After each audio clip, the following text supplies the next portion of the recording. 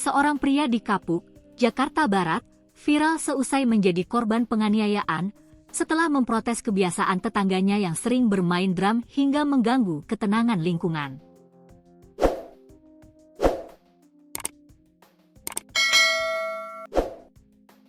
Berdasarkan kronologi yang beredar di media sosial, konflik berawal dari keluhan korban yang disampaikan melalui pengurus RT dan RW setempat.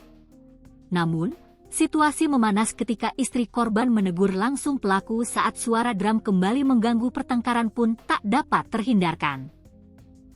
Situasi kian memanas ketika ayah pelaku datang dengan mobil dan menabrak korban serta istrinya. Tidak berhenti di situ, pelaku kemudian mencekik korban dan menendang kepalanya.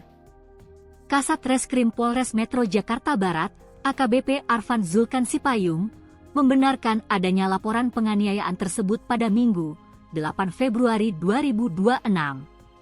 Arfan menyebut jika korban sudah membuat laporan kepada pihak kepolisian.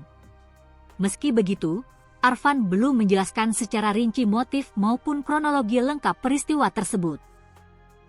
Ia menegaskan pihak kepolisian masih melakukan penyelidikan lebih lanjut atas kasus viral ini. Sebagai informasi, dugaan aksi penganiayaan ini dibagikan oleh akun Instagram info_kapuk_sekitarnya pada Minggu 8 Februari.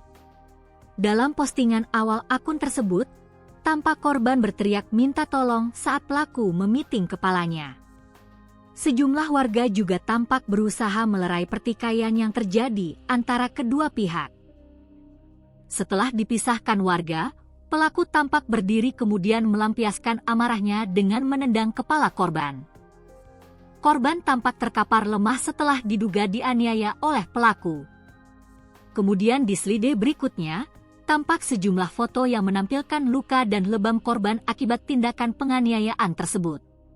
Luka lebam tersebut ada pada bagian lutut, punggung dan kepala yang tampak memerah.